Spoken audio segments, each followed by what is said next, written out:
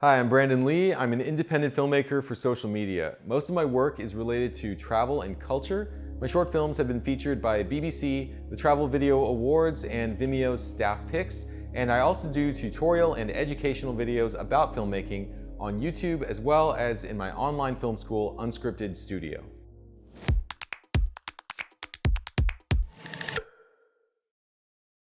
The thing I enjoy most about being a filmmaker is that it gives me a reason to explore new places and dive into other cultures. I've met eagle hunters in Mongolia, e-gamers in Korea, Catholic brotherhoods in Spain, and whirling dervishes in Turkey. And posting my work on social media gives me an instant way to share my videos with people who appreciate my work. I get instant feedback from people all around the world.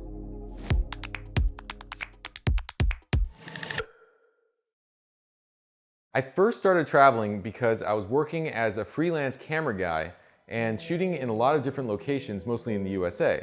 I started traveling internationally when I got hired to direct a series of airline videos in the UAE.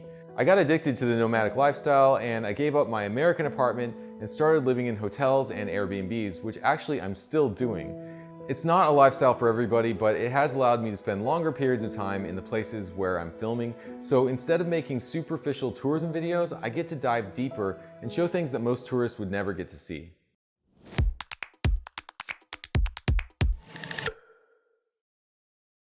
Traveling and being a nomad has definitely changed my perspective on the world. I realized that home can be almost anywhere as long as I have a reason to be there and I have good people to be there with. I've spent several months at a time living in Hong Kong, Thailand, Spain, New Zealand, Canada, Croatia, and Indonesia, and any of those places could have been my home because they're all great in different ways. El pájaro carpintero, el pájaro carpintero, que va a trabajar. I also learned that there's really no perfect place to live. Every time I travel to a new location, I end up missing something about the place I just left. After traveling to over 50 countries, I can say there's no one place that has the best people, the best food, or the best lifestyle. It's a lot more complex than that, but it means that I always have a reason to get out there and explore someplace new.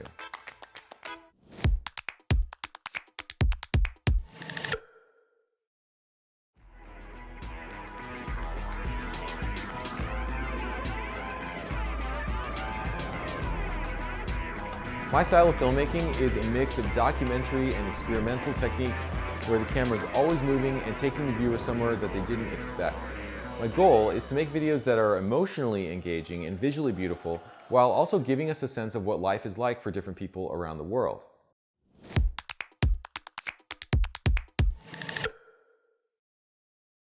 My signature style in cinematography is using wide lenses and moving the camera fluidly through a scene to catch all the little details in sort of a freestyle kind of way, almost like an FPV drone. I want the audience to feel like they're living inside the world I'm filming, not just standing back and observing like a tourist.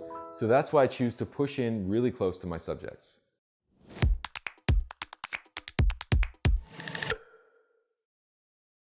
I think a quality video is one that makes the audience feel like their time was well spent. If they watch a video and afterward it was enjoyable and it brought value to them, either emotional value or informational value or both, then it's a quality video. It really doesn't need to be any more complicated than that if you ask me.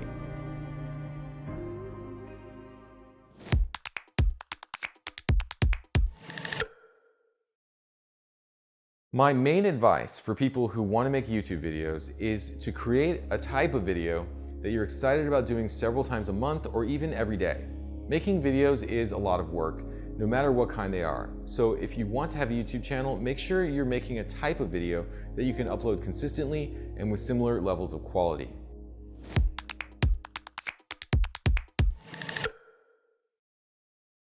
When I'm making one of my videos, most of my time is spent in the editing phase. I think anyone who's new to videography will be a bit surprised at just how long it takes to edit even a simple video. That's because if you shoot 1 hour footage, then it takes another hour just to watch it again. Then you need to pick out the best parts, trim off the bad parts, add titles, music, sound effects, and then render it. And if you're posting to social media, there's a whole other layer of stuff you have to do. Meta tags, descriptions, thumbnails. So it all adds up to a whole lot of time to create each video that you post.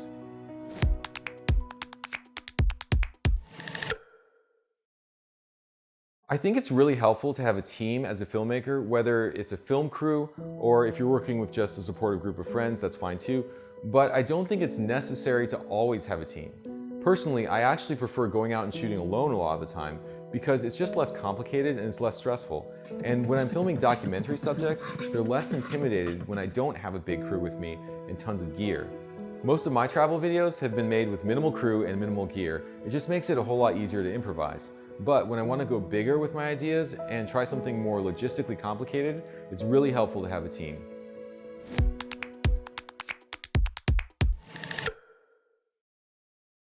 I travel a lot for my shoots and I do try to pack as light as possible, but I'm always still bringing usually the maximum amount of weight that the airline will allow. So I'm going to tell you here about a few pieces of gear that are essential for me that I have to bring on every trip. First, my camera. I use currently the Sony a7S III. I've been using Sony mirrorless cameras for quite a while because of their small size and their big sensors, so I get a big look from a very portable camera. I have a lot of lenses that I use, but one of my favorites is the Samyang 18mm f2.8 because it's full frame, it's wide angle, and it's super lightweight.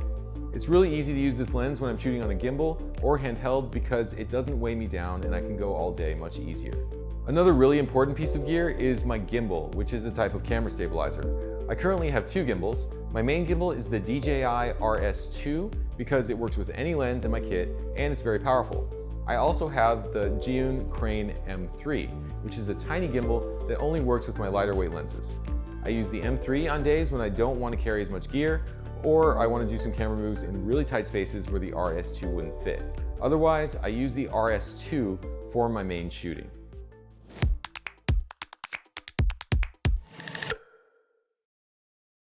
I frequently do use smartphones also for my video shooting, especially when I'm shooting for Instagram. I think the video capabilities of phones are getting really good, and if you shoot carefully, you can get shots that look just like they were done with a full-size camera and even a stabilizer.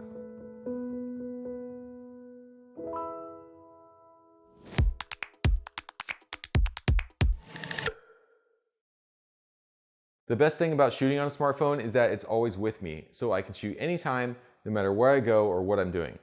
So this makes them a perfect fit for social media because I need to be grabbing shots all the time to post on social.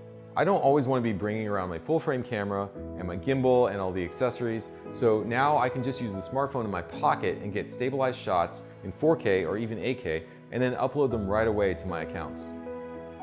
Shooting on smartphones is perfect for people who travel a lot and can't carry a whole lot of extra gear, or who just want to shoot in a more convenient way without the hassle of using a mirrorless camera or a cinema camera.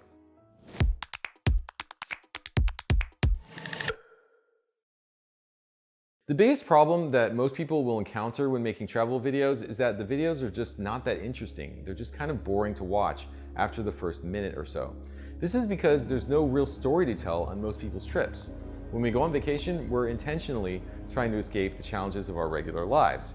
We're usually not exploring uncharted territories or taking on extreme physical challenges, so while that makes for a really great relaxing vacation, it becomes a boring video. So my solution here is to just find some kind of storyline that will make your travel video interesting to other people when they're watching. Whether you're vlogging or shooting a documentary or even making a narrative, the big question is always the same. Why should anybody else outside of myself and my friends want to watch this video? What will the audience get out of it? There's many ways to answer this question, and it really all just depends on what kind of videos you want to make and what you think will be the most interesting to your intended audience. You could add some informational content. Tell people about the place. Tell people how much does the food cost? How much does it cost to get there? What are the interesting sights to see? Or if you're a funny person, you could just make people laugh as they follow you through your journey. You could also just shoot really beautiful footage and make a relaxing video for people to play in the background as they do other stuff. Or you could dive in and create a full narrative storyline with adventure and suspense. Any of these could be good videos, or any of these could be really bad videos. It really just depends on your skill as a filmmaker.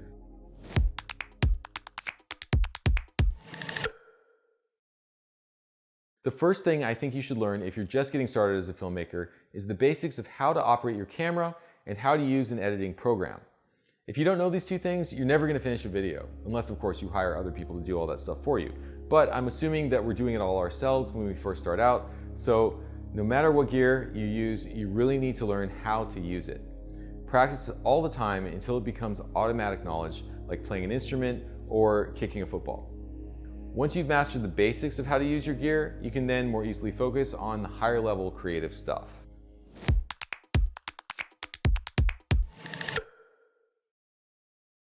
If you want to make your smartphone videos look more cinematic, then you should really study how traditional filmmakers use the camera.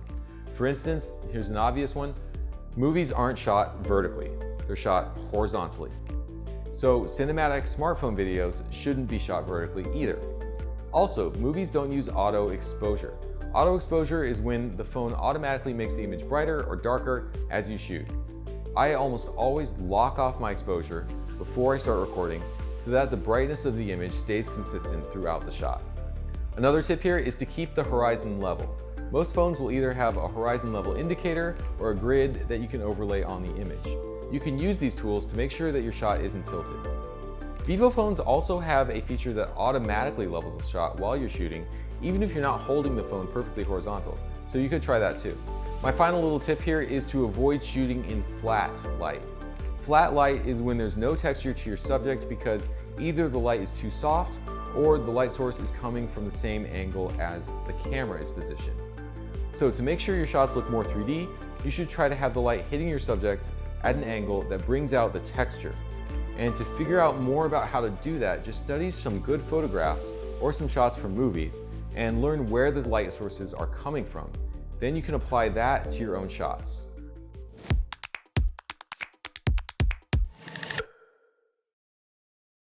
My main sources of inspiration as a filmmaker have always been meeting new people, traveling and experiencing different cultures, things like that. So I'll admit that throughout this pandemic, it's been a real struggle to stay inspired. What kept me going when my options were limited was to explore new skills that I hadn't worked on before. So for instance, when I was in pandemic lockdown, I taught myself how to do interior lighting for films. I used myself as the subject and I just moved lights around for hours and hours. This is a skill that otherwise I probably wouldn't have learned because I usually shoot in natural light when I travel. So while I would not want to go back into lockdown, it was actually a lot of fun to have a reason to learn a different aspect of filmmaking. So for anybody who's felt really restricted by the pandemic or is still feeling that way, my advice is to find some kind of new skill that you can work on in your current situation. Maybe it's digital graphics or animation, or maybe you can start making your own music for your videos. Or if you have no other option, you can always sit down and start writing a screenplay. The pandemic can keep us from traveling, but it can't stop us from using our imaginations. All right, thanks so much for watching, and I hope you found this talk fun and informative.